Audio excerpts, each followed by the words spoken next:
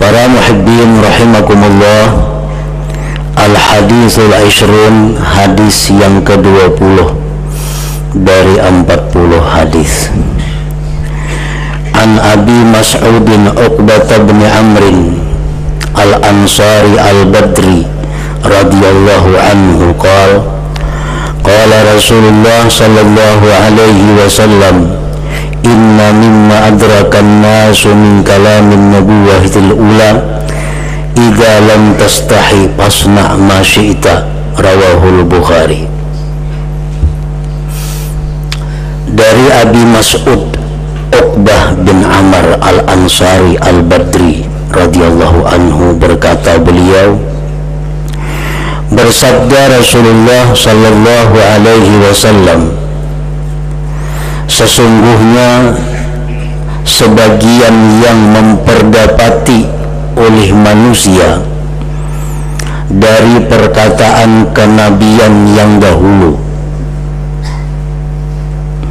Artinya, setengah daripada ungkapan yang telah disampaikan oleh para nabi-nabi sebelum nabi kita sallallahu alaihi wasallam, idza lam tastahi fasna ma syi'ta, apabila engkau tidak mempunyai perasaan malu, maka lakukanlah sesukamu, maka lakukanlah apa yang kamu kehendaki. Hadis riwayat Imam Bukhari. Para ulama pensyarah hadis ini menjelaskan bahwa ada dua makna daripada ungkapan idza lam tastahi fasna ma syi'ta itu. Yang pertama, idza lam yakun haya fa'mal ma syi'ta, apabila tidak ada perasaan malu, maka perbuatlah apa yang kamu kehendaki. Ini semacam bentuk ancaman, dalam istilahnya tahdid. Kalau tidak ada malu, lakukanlah apa yang kau mau. Ini ancaman dari Allah. Seperti dalam Al-Quran, Allah seringkali mengancam manusia dengan ungkapan ta'budu ma syi'tum, sembahlah apa yang kalian mau. Nah, itu bukan perintah, tetapi semacam tahdid, ancaman. Adapun makna yang kedua, anna man lam yastahi sana'a ma sya'a, orang yang tidak punya malu itu dia mau melakukan apa yang dia kehendaki. Orang yang dalam dirinya tidak ada malu, tidak ada haya, itu bisa berbuat apa yang dia kehendaki. Maksudnya perbuatan-perbuatan yang jahat, perbuatan yang negatif. Para muhibbin rahimakumullah, sebagian ulama mengatakan al-haya haya'ani, malu itu ada terbagi dua, haya'un mahmud wa haya'un madhmum. Ada malu yang terpuji, ada malu yang tercela. Malu yang tercela itu adalah sifat malu yang ada dalam diri seseorang yang mencegah dia dari berbuat kebaikan. Dalam dirinya ada perasaan malu. Perasaan malu itulah yang membimbing, mencegah dirinya dari berbuat kebaikan. Seperti malu bertanya, supan betakun terhadap hal-hal yang dia tidak mengerti dari perkara agama. Nah ini malu dicela.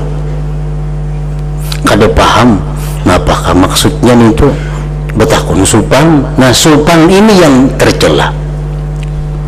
Itulah yang dimaksud dengan sabda Rasul sallallahu alaihi wasallam, inna dinana hadza la yasluhu li mustahi. Agama Islam ini tidak cocok, tidak patut bagi orang yang pemalu. Nah artinya pemalu, sifat malu yang tercela itu.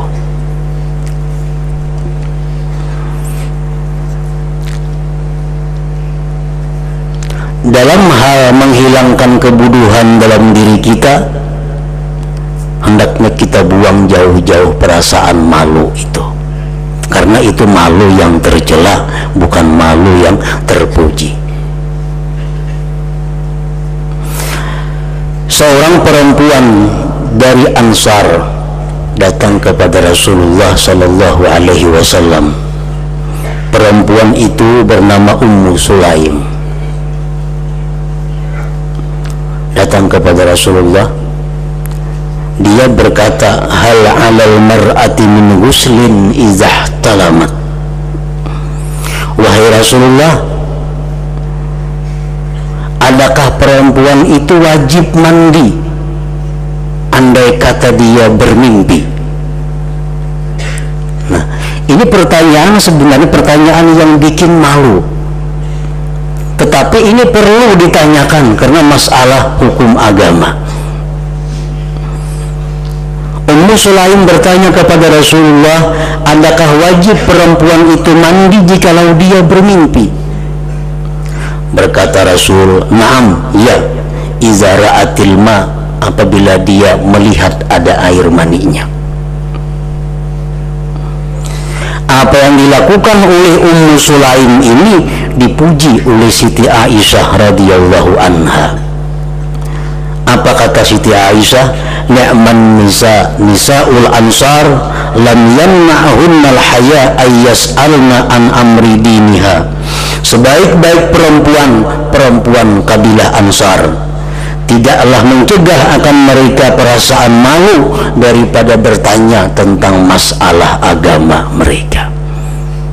Nah para muhibbin rahimakumullah, jadi malu bertanya itu malu yang dicela. Malu amar ma'ruf nahi munkar itu adalah yang dicela. Malu turun ke tanah untuk sembahyang berjamaah di masjid, supan turun, itu malu yang dicela. Malu berkumpul dalam kebaikan, itu malu yang dicela. Nah yang pertama adalah malu yang dicela tadi.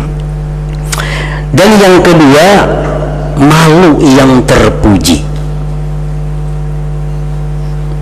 Malu yang terpuji ini adalah khuluqun yab'asu ala tarkil kabih wa fi'alil malih. Satu sifat, satu akhlak yang mendorong atas meninggalkan yang jahat dan memperbuat yang baik. Nah ini malu yang terpuji. Dengan adanya malu yang terpuji ini dalam dirinya, dia malu berbuat kejahatan. Dia malu tidak berbuat kebaikan. Nah ini malu yang dicela. Ini malu yang sangat tinggi kedudukannya di sisi Allah subhanahu wa ta'ala. Bila kita merasa malu kepada Allah berbuat satu maksiat, kita malu kepada Allah berbuat hal-hal yang tidak wajar, maka menunjukkan ketinggian derajat iman kita di sisi Allah subhanahu wa ta'ala. Rasulullah sallallahu alaihi wasallam bersabda, al-haya syu'batun minal iman. Malu itu cabang daripada iman. Malu yang mana? Malu yang terpuji. Malu yang mendorong kita berbuat baik, mencegah berbuat kejahatan. Itu cabang daripada keimanan seseorang. Orang yang tidak malu berbuat jahat, tidak malu meninggalkan kebaikan, ini menunjukkan rendah kualitas imannya, lemah imannya. umpamanya orang berduyun-duyun ke masjid sambayang berjamaah, inya di pelatar lituk-lituk begawi nang apakah kada ada supan. Iya orang ke masjidan bejurut seorang begawi kada ada supan. Nah ini menunjukkan imannya sangat lemah orang ini. Mestinya ada malu. Orang azan sembayangan berjamaah tutupan orang toko inya kada sibuk berjualan, mestinya malu. Bila tidak malu, nah ini orang kehilangan cabang imannya. Nah ini malu yang terpuji. Dalam hal menepati janji, malu kalau kita tidak tepat janji. Apabila tuntung kena isok didatangi orang kada tuntung, malu supan. Nah ini tanda orang yang beriman. Didatangi orang isok, datangi isoknya, nah, kandal muha kada tahu-tahu, kayaknya nang datang nang supan, nah ampun barang nang supan terbalik. Nah ini manusia tipis imannya. Berhutang seminggu ditagih kada supa-supan, minggu kain aja, nyari-nyari ke uang modelnya. Maka seorang nang berhutang, ditagih kain, minggu kainannya pulang, kada ada rasa malu. Mana berhutang, mana mendustai orang, kada ada malu. Nah menunjukkan iman ini orang diragukan, imannya sangat tipis. Ibnu Abbas radhiyallahu anhu berkata, al-haya wal iman fi qaran, fa iza nuzi al-haya tabi'ahul akhar. Malu dan iman itu satu paket, satu paket. Bila dicabut malu, mengikuti iman. Ini sepaket kalau dipisah antara iman dan malu itu. Bila inya kada ada lagi malunya, kada ada lagi imannya. Idza nuzi al-haya tabi'ahul akhar. Nah, para muhibbin rahimakumullah, sifat malu berbuat kejahatan, malu meninggalkan perbuatan baik, itu merupakan satu sifat yang mestinya kita hidupkan di dalam diri kita. Kita usahakan agar sifat itu ada di dalam diri kita, malu ini.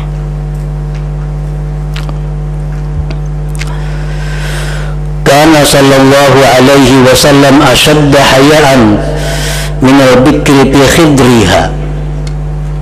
Rasulullah itu diceritakan pemalu, sangat pemalu, lebih pemalu dari seorang gadis dalam tutupannya. Malu apa Nabi kita? Beliau sangat malu, lebih pemalu daripada seorang gadis. Dijelaskan, kana yaghtasilu min wara'il hujurat. Nabi kita itu sidin mandi di belakang kamar-kamar sidin. Mana sudah bertapih, berbaju, mandi di belakang kamar buang. Malu kelihatan orang aurat.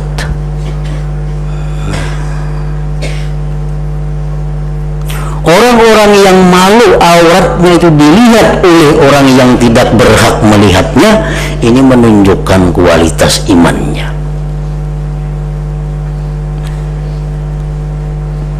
Salman Al-Farisi radhiyallahu anhu berkata, aku lebih suka dibunuh orang, kemudian aku hidup dibunuh lagi, hidup lagi dibunuh lagi, lebih suka itu ketimbang dilihat orang auratku.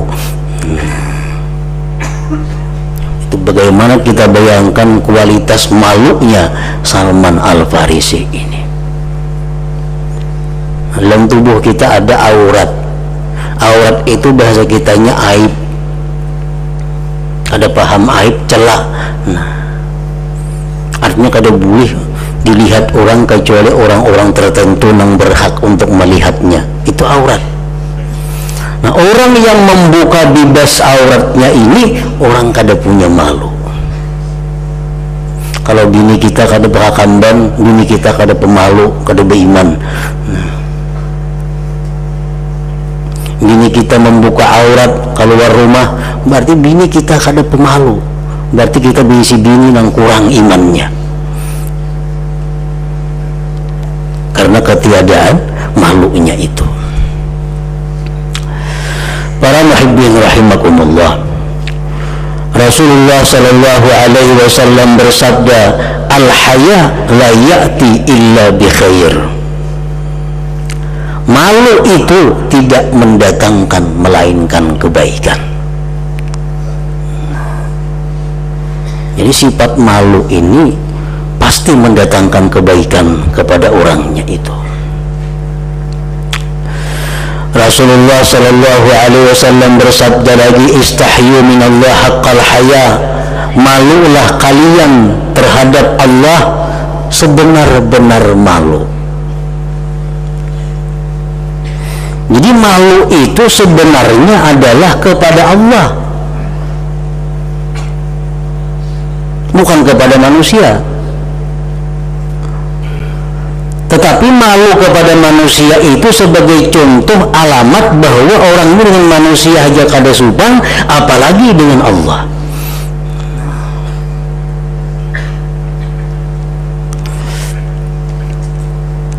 Nah, para ulama menjelaskan bagaimana caranya kita mendapatkan malu itu, malu terhadap Allah. Wa yuktasabul haya minallah bima'rifati qurbihi min ibadihi wa ittila'ihi alaihim wa ilmih.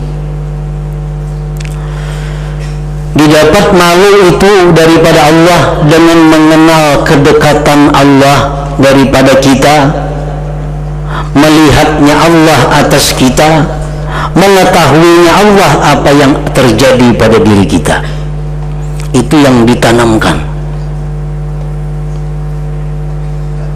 Nah, malu terhadap Allah itu kada akan bisa ada dalam hati kita kalau kita kada merasakan Allah itu dekat. Allah itu selalu melihat apa yang kita laksanakan. Allah mengetahui apa yang kita lakukan. Nah, pendalaman itu yang mengakibatkan timbulnya malu terhadap Allah Subhanahu wa ta'ala. Makanya malu inilah kedudukan yang tinggi, derajat yang tinggi, lebih daripada khauf, lebih daripada raja. Nah, yang pertama merasakan kedekatan Allah.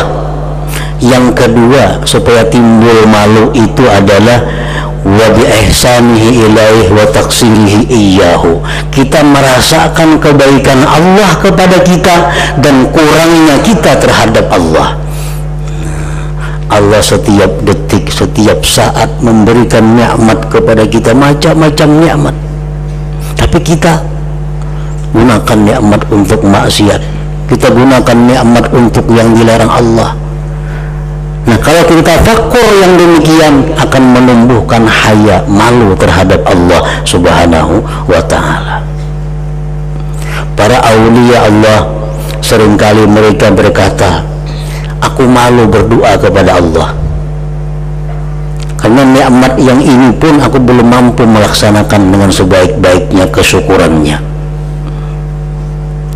Nah, mereka malu berdoa kepada Allah, malu minta sihatakan, malu minta murahkan rezeki, malu minta keselamatan, malu. Kenapa? Karena sangat banyak sudah menerima nikmat Allah sedangkan kita masih kurang pengabdian kepada Allah.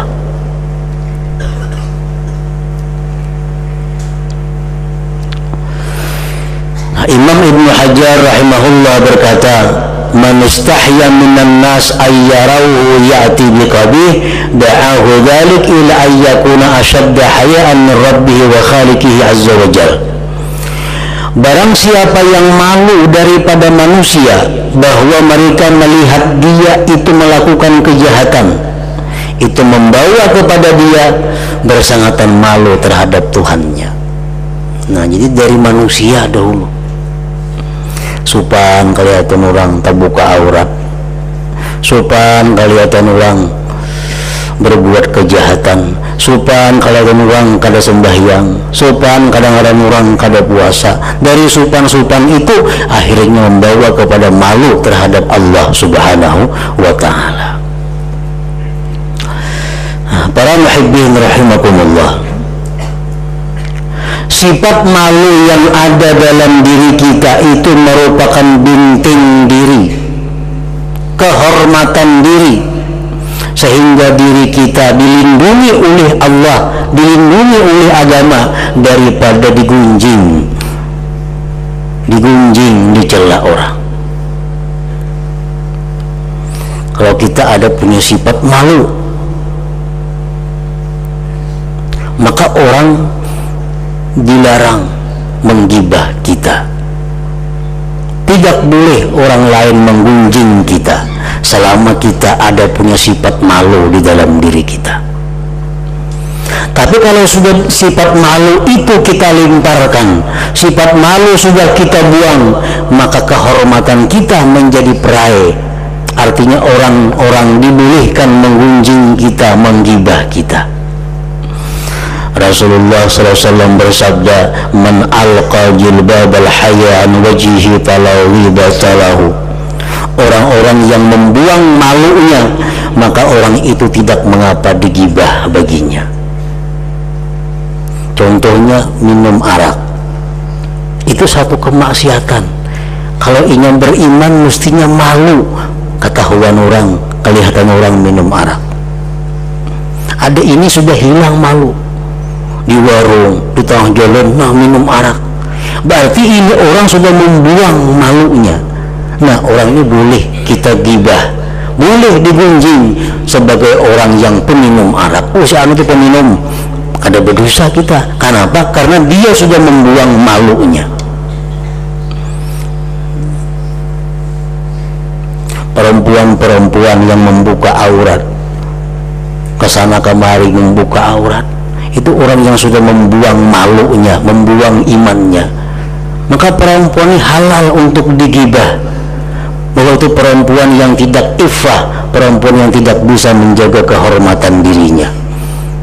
Nah, jadi sifat malu ini membintingi kehormatan kita.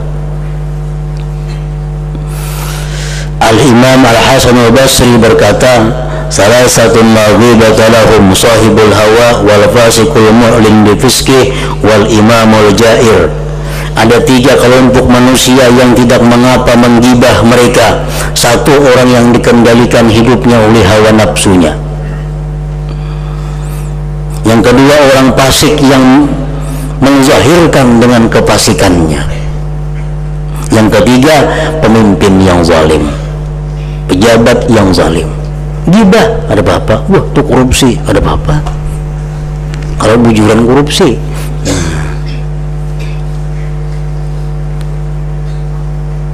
Kenapa sebabnya mereka yang 3 kelompok ini kita boleh menggibah, kada dilarang? Karena mereka membuang malu dari diri mereka. Mereka kada malu. Al-Imam Fudail bin Iyad berkata, khamsun min alamatis syaka ahaduha qillatul haya. Imam Fudail bin Iyad berkata, 5 tanda orang ini masuk neraka.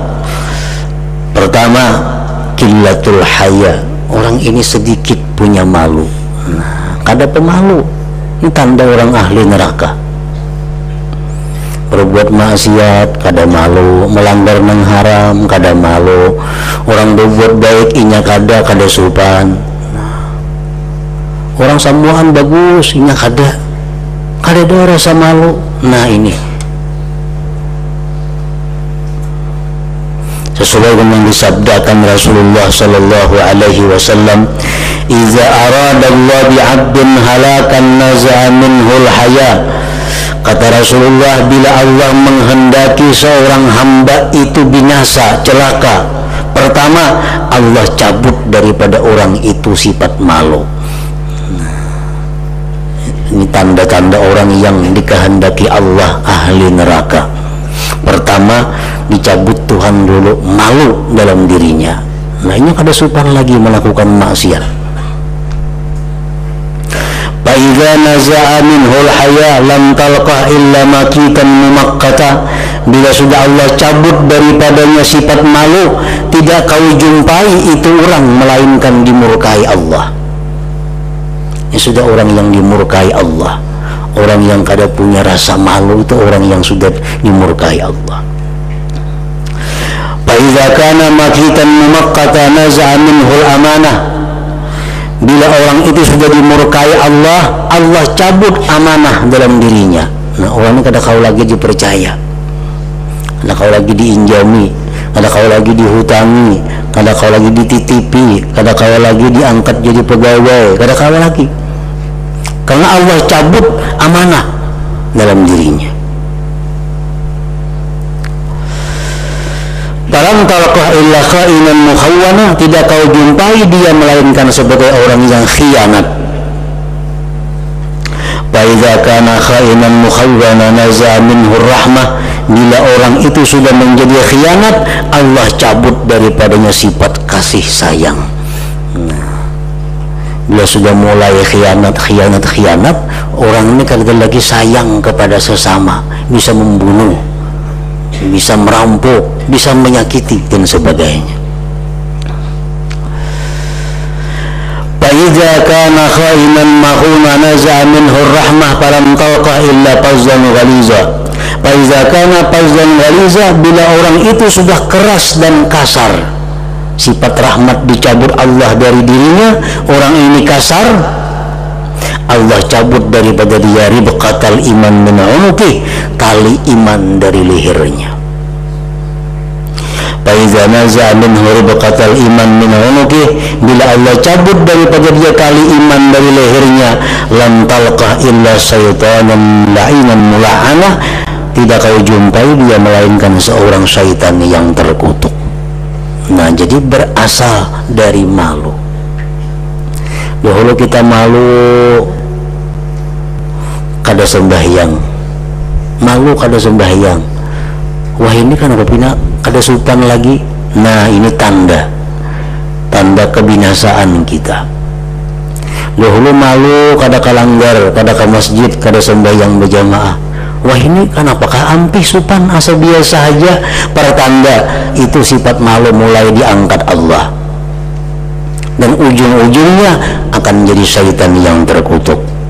Ujung-ujungnya jadi syaitan yang terkutuk. Jadi sifat malu akan sedikit demi sedikit hilang daripada diri kita. Nah, para muhibbin rahimakumullah, jadi sifat malu merupakan kedudukan yang tinggi di sisi Allah yang mesti kita usahakan agar selalu ada di dalam diri kita ini. Nah, selanjutnya hadis yang ke-21.